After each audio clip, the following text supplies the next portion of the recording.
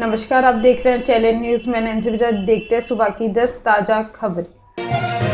खालिस्तानी आतंकी बोला, हिंदू नेता सूरी को हमने मारा। पंजाब के अमृतसर में शुक्रवार को हुई हिंदू नेता सुधीर सूरी की हत्या के मामले में अब कनाडा में बैठे खालिस्तानी आतंकी लखबीर लंडा की एंट्री हो गई है। भगोड़े आतंकी लखबीर ने सोशल मीडिया पर सूरी की हत्या की जिम्मेदारी ली है। आतंकी लखबीर पहले भी सुधीर सूरी की हत्या की साजिश में रच रहा था। पिछले दिनों पकड़े गए आतंकी के करीबियों ने पुलिस को यह जानकारी दी। सुधीर सूरी की हत्या के बाद कुछ मिनटों में ही आरोपी संदीप सिर्फ उर्फ सैंडी को गिरफ्तार कर लिया है। अब तरन तारण के कनाडा जाकर बसे और गैंगस्टर के आतंकी बने लखबीर ने लंडा हरी के अकाउंट से एक पोस्ट कर कहा है कि ये तो सिर्फ शुरुआत है। आतंकी लखबीर ने अपनी पोस्ट में धमकी दी है कि कुछ सिख काम को या किसी भी अन्य धर्म बारे में बुरा बोलते हैं तो वो सभी तैयारी रखे, सभी की बारी आएगी। सिक्योरिटी लेकर ये ना समझे कि बच जाएंगे, अभी तो शुरुआत हुई है, हक लेना अभी बाकी है। यूक्रेन के खेरसोन में हालात बिगड़े। यूक्रेन के खेरसोन में शुक्रवार रात कर्फ्यू का ऐलान किया गया। रूस की ओर से नियुक्त खेरसान गवर्नर स्ट्रेमोसेव ने कहा है कि हालत बिगड़ने वाले यूक्रेन के खेरसोन प्रांत को रूस अपने अधिकार क्षेत्र में होने का दावा करता है। दरअसल अब यूक्रेनी सेना लगातार खेरसोन के अपने खोए हुए क्षेत्र पर किसी भी फिर से अधिकार जमा रही है। उधर मॉस्को में रूसी राष्ट्रपति पुतिन ने खेरसोन में यूक्रेनी सेना के खिलाफ बड़ी कार्रवाई के संकेत दिए हैं। पुतिन ने यूक्रेनी कब्जे वाले खेरसोन में आम नागरिकों को हटने के लिए कहा है। पुतिन ने कहा है कि खेरसोन में अब तक की सबसे खतरनाक कार्रवाई हो रही है। पुतिन ने दोहराया कि खेरसोन रूस के अधिकार क्षेत्र में है। दिल्ली में हेल्थ इमरजेंसी। जहरीली हवा में दिल्ली में लोगों की सांसें फिर उखड़ने लगी। यहाँ AQI 445 तक पहुंच गए। AQI हवा की क्वालिटी मापने का पैमाना है जिसे बेहद गंभीर कैटेगरी माना जाता है। इसे देखते हुए दिल्ली सरकार 5वीं तक के सभी स्कूल बंद कर दिए हैं। सरकारी और निजी दफ्तरों में 50% कर्मचारियों को वर्क फ्रॉम होम के लिए कह दिए हैं। दिल्ली में निर्माण कार्य रोक दिया गया है। डीजल कारों और ट्रकों पर पाबंदी लगा दी गई है। बाजार में दफ्तरों के समय में भी बदलाव की तैयारी। हालांकि EV और CNG वाहन चलते रहेंगे। दिल्ली के CM अरविंद केजरीवाल और परिवहन मंत्री गोपाल राय ने अहम फैसलों की घोषणा की। दिल्ली के LG विनय सक्सेना ने पंजाब के CM भगवंत मान को चिट्ठी लिखकर कहा है कि पंजाब में इस साल 24 अक्टूबर से 21 नवंबर के बीच 19% ज्यादा पराली चलाई गई है। रोकने के लिए तत्काल कदम उठाना चाहिए। CM भगवंत मान ने जवाब में कहा है कि दिल्ली में चुनी हुई सरकार के कामों को रोक दिया है। मुझे चिट्ठी लिखकर राजनीति कर रहे इस विषय पर राजनीति ठीक नहीं है। केंद्रीय कृषि मंत्री नरेंद्र तोमर ने 3000 करोड़ खर्च करके राज्यों को 2 लाख मशीनें दी। फिर से भी ऐसे हालत चिंताजनक हैं। पालमपुर में राजीव शुक्ला की शांता कुमार से मुलाकात। हिमाचल में विधानसभा चुनाव का दौर चल रहा है। प्रदेश में कांग्रेस और भाजपा के बीच नेताओं की मुलाकात का दौर भी जारी। इन दिनों जिला कांगड़ा के पालमपुर में हिमाचल प्रदेश कांग्रेस प्रभारी राजीव शुक्ला की बीजेपी के वरिष्ठ नेता और पूर्व मुख्यमंत्री शांता कुमार के साथ मुलाकात सुर्खियों बन रही है। बता दें कि शुक्रवार को राजीव शुक्ला के पालमपुर में शांता कुमार के घर जाकर उनसे मुलाकात की और साथ में फोटो भी खिंचवाया। राजीव शुक्ला के अचानक शांता कुमार के निवास स्थान पर पहुंचना और दोनों नेता का सोशल मीडिया पर एक साथ फोटो वायरल होना लोगों में चर्चा का विषय बन गया है। शांता कुमार और राजीव शुक्ला राज्यसभा में एक साथ सांसद भी रह चुके और वे एक अच्छे दोस्त है। इसलिए आज राजीव शुक्ला जब पालमपुर आए तो उन्होंने शांता कुमार के साथ मुलाकात की।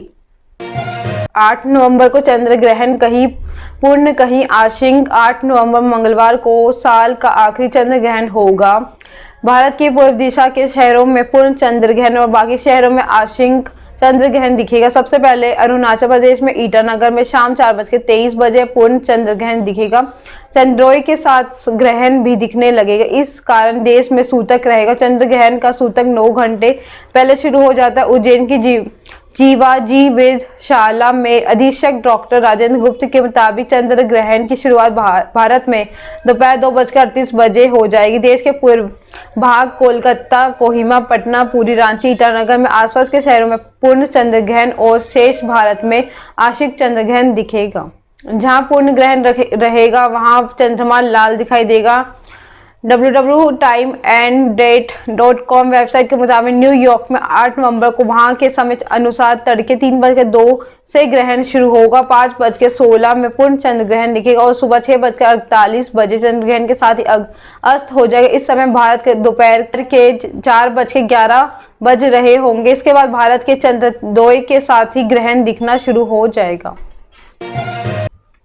ट्रंप की नजर 2024 के चुनाव पर। आखिरकार डोनाल्ड ट्रंप ने साफ कर दिया है कि वो 2024 में होने वाले यूएस प्रेसिडेंट इलेक्शन में उतरने का मन बना रहे हैं। उन्होंने एक रैली में कहा है कि वो इसकी तैयारी कर रहे हैं। एक्सोइस और न्यूयॉर्क टाइम के मुताबिक ट्रंप 14 नवंबर को चुनाव लड़ने में ऑफिशियल अनाउंसमेंट कर सकते हैं। सिकोस सिटी में एक रैली को संबोधित करते हुए ट्रंप ने कहा है कि देश के सुरक्षित बनने के लिए दोपहर चुनाव में खड़ा हो सकता हूं। मैं बस इतना कहना चाहता हूं कि आप सब तैयार हो जाएं। इसके पहले भी इंटरव्यू के दौरान ट्रंप चुनाव से खड़े होने की बात कही थी। अब तक उन्होंने कहा था कि मेरे चुनाव लड़ने से बहुत लोगों को खुशी होगी। अब चाहते हैं कि इलेक्शन में खड़ा हो जाऊं। मेरी पॉपुलैरिटी ज्यादा है। मैं प्रेसिडेंट कैंडिडेट पर किए जाने वाले हर तरह के पोल और सर्वे में भी आगे हूं। व्हील चेयर पर पहुंचे इमरान। पाकिस्तान के पूर्व प्रधानमंत्री इमरान खान खुद पर हमले के बाद पहली बार मीडिया से रूबरू हुए। उन्होंने कहा कि मुझे 4 गोलियां लगी है लेकिन मैं ठीक हूं। मुझे एक दिन पहले ही पता चल गया था कि मुझे पर हमला। इमरान बोले कि मुझ पर 2 तरफ से गोलियां चलाई गई। इस दौरान मैं गिर पड़ा था पर मेरे ऊपर से कई गोलियां निकल गई। अगर वो सभी गोलियां मुझे लग जाती तो मेरा बचना मुश्किल था। हमलावर अकेले नहीं आया था, उसके साथ कई और लोग भी आए थे। इमरान ने कहा है कि मुझे मारने का प्लान बनाया गया। इसके लिए एक बंद कमरे में साजिश रची गई थी। मेरे पास इसको लेके वीडियो क्लिप भी है। मैंने अपने समर्थकों को कहा है कि अगर मुझे कुछ हो जाता है तो उसे वीडियो को रिलीज कर दे। इस मामले में उन्होंने 3 लोगों का नाम लिया है। इन 3 लोगों में home minister Rana Sanaullah, PM Shahbaz Sharif, major general Faisal का नाम शामिल है। नहीं रहे हिंदुस्तान के पहले वोटर। भारत के पहले वोटर रहे श्याम शरण नेगी अब इस दुनिया में नहीं रहे। हिमाचल प्रदेश के 9 जिले निवासी 106 वर्षीय वयोवृद्ध श्याम शरण नेगी ने शनिवार को दुनिया को अलविदा कह दिया। शुक्रवार देर रात करीब 2 बजे उन्होंने आखिरी सांस ली। आजादी के बाद अब भारत में 1951 में 52 में जब पहले आम चुनाव हुए थे तो श्याम शरण नेगी इनमें सबसे पहले मतदान किया था। जिला निर्वाचन अधिकारी आबिद हुसैन ने कहा है कि हिमाचल विधानसभा चुनाव 2022 के लिए नेगी ने पोलिंग बूथ पर जाकर वोट डालने की इच्छा जताई थी लेकिन तबियत खराब होने के कारण उनके घर पर ही पोस्टर बैलेट पेपर से मतदान करवाया गया था। इस तरह दुनिया से जाने से पहले भी अपना फर्ज अदा करके गए। चेन्नई सुपर किंग्स के साथ बने रहेंगे जडेजा। पिछले साल आईपीएल के 20 सीजन की टीम को छोड़ने वाले रविंद्र जडेजा चेन्नई सुपर किंग्स के साथ बने रहेंगे। टीम मैनेजमेंट उनको रिलीज नहीं कर पा रहा। कप्तान महेंद्र सिंह धोनी ने टीम मैनेजमेंट को कहा है कि वे जडेजा को टीम में चाहते हैं कि वह आईपीएल टीमों को 2023 के लिए रिटेन खिलाड़ियों को लिस्ट 15 नवंबर तक सौंपना है। दरअसल जडेजा की टीम मैनेजमेंट में पूरी तरह से बात सामने आ रही है कि पिछले आईपीएल सीजन की शुरुआत में जडेजा को टीम कप्तानी सौंपी गई थी। वह टीम मैनेजमेंट और धोनी से विवाद के बाद बीच में टीम को छोड़कर लौट गए थे। बाद में उन्होंने इंजरी का हवाला दिया था। वहीं उन्होंने सोशल मीडिया पर सीएसके के संबंधित सभी पोस्ट को डिलीट कर दिया, जिसके बाद मीडिया में यह रिपोर्ट आई है कि जडेजा सीएसके की मैनेजमेंट से नाराज है और वे अगले सीजन में सीएसके छोड़ सकते हैं। और मीडिया रिपोर्ट के मुताबिक सीएसके के सीईओ काशी विश्वनाथन ने कहा है कि जडेजा टीम के अहम सदस्य और वे फ्रेंचाइजी के साथ रहेंगे। मोहित चौहान के इवेंट पर बवाल। रायपुर AIIMS कॉलेज में हुआ इवेंट अब विवादों के घेरे में। आयोजकों और इल्जाम में है कि वो रात 1 बजे तक तेज आवाज में डीजे का शोर मचाते हुल्लड़ होता रहा। ना आयोजकों ने अपनी जिम्मेदारी समझी, ना पुलिस ने कार्यक्रम को आधी रात रुकवाया। अस्पताल और आसपास रहने वाले लोग इस शोर से परेशान होते हैं। और 3 दिनों के कार्यक्रम में बॉलीवुड सिंगर मोहित चौहान ने परफॉर्मेंस देने पहुंचे। लोगों ने देर रात कार्यक्रम की वजह से हो रहे शोर का वीडियो सोशल मीडिया पर पोस्ट किया और अब इस मामले की शिकायत केंद्रीय मंत्री से की गई। दरअसल ओरियाना 2022 नाम का कार्यक्रम AIIMS में किया गया था।